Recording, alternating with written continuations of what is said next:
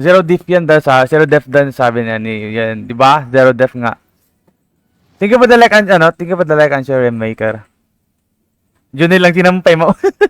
Maulan nga dito eh.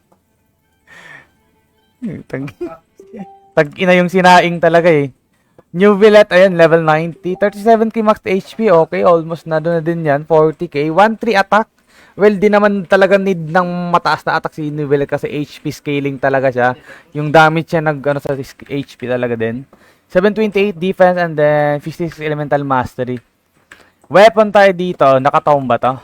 Naka-low sprayer. So, I'm not expecting na naka 4-piece Mari issues. Marites. Naka 4-piece Marites to guys. Di ko maano yung anong tawag na artifact na yun. Di ako nag-i-expect dito. Kasi dagdag crit rate din yun eh. And then mataas ng crit rate nito. Ayun, Heart of Death. Actually, pag naka-low sprayer sa New Billet, pwede kang mag dito. Shiminawa and then... Shiminawa. No. Sorry. Heart of Death and then ano pa ba?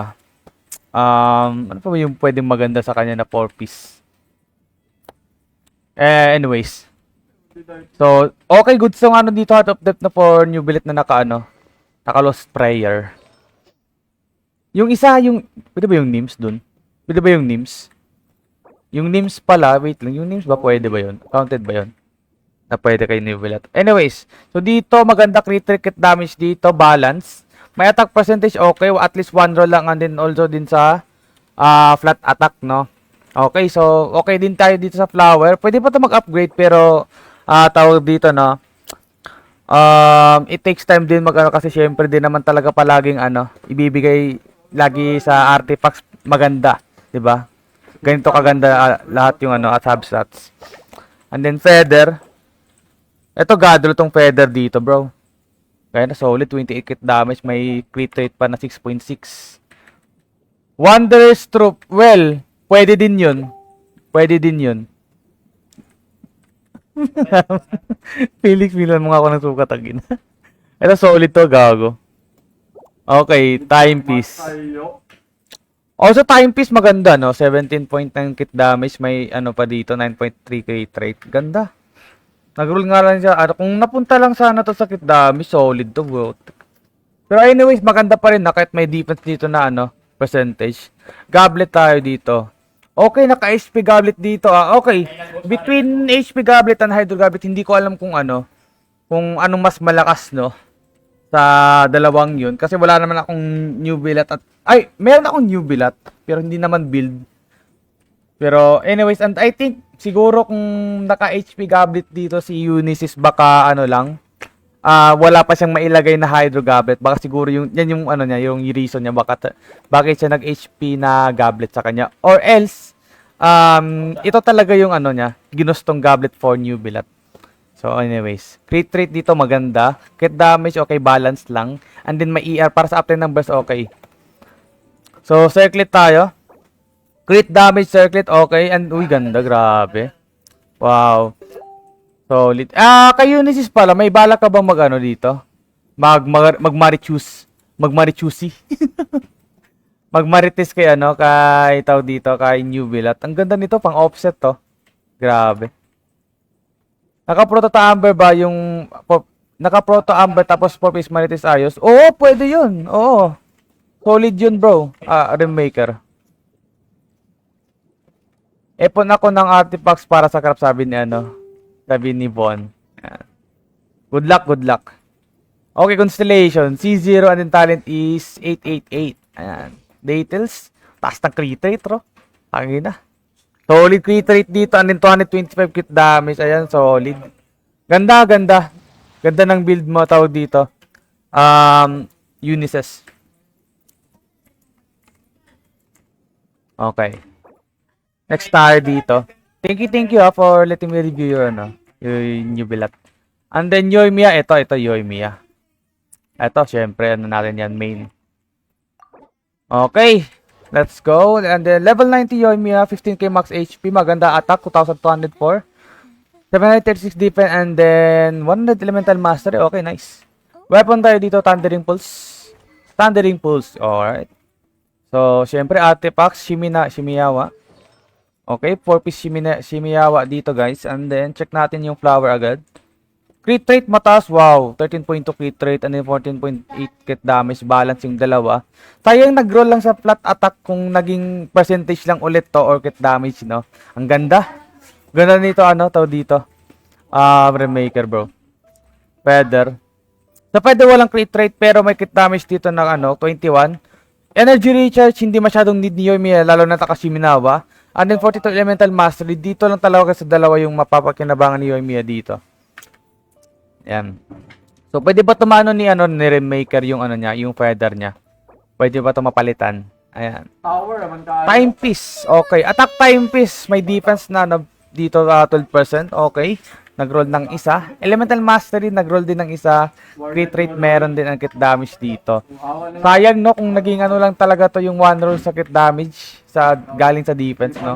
Pero ito pwede pa din to, mano, ma-improve ni ano ni Remaker yung timepiece niya. Ayan.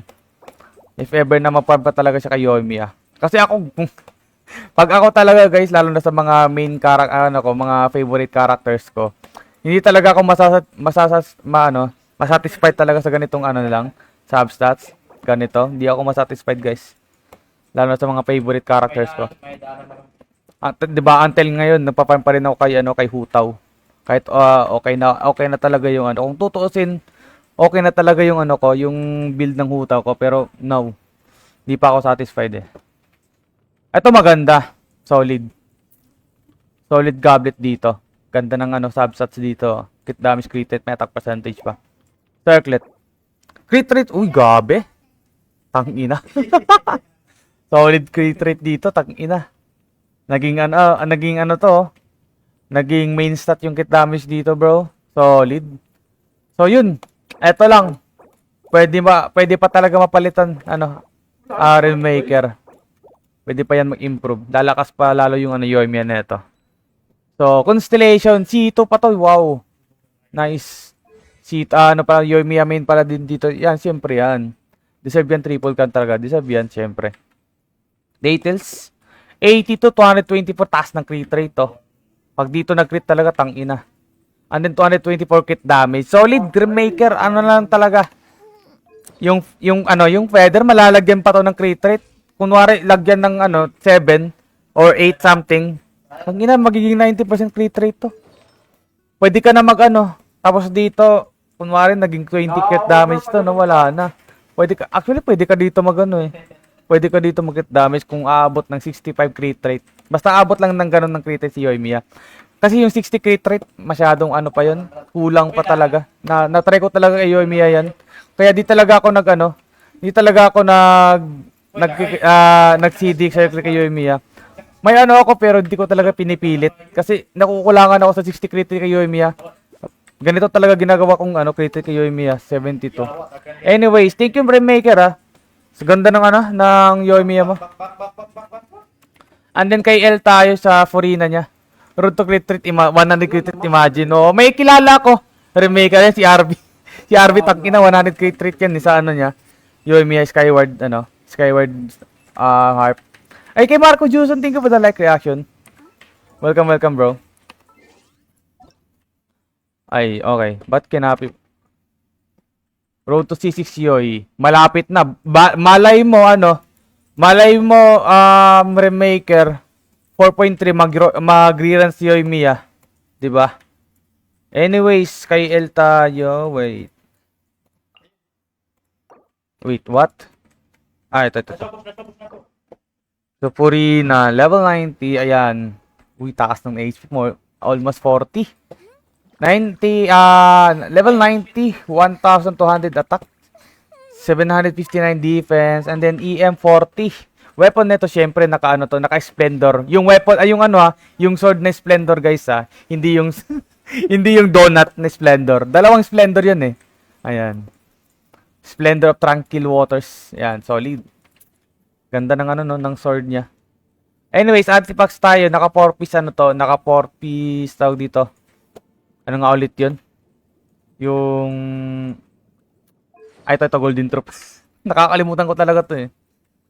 Okay, flower tayo. Asan yun? Okay. 24 crit damage flower. Okay, HP meron dito. Maganda. Attack flat, no? May nag-roll isa and then EM. So, maganda tong EM. Mapapakinabangan yan sa ano, reactions, no? Anyways. So lead yung flower dito. Pwede pa to mag-improve if ever na magpampa talaga dito si L sa flower niya. And then, feather naman. Ganda ng feather, ER. Ito okay na to. Kahit walang crit rate to. Ganda ng ano eh. May HP pa dito.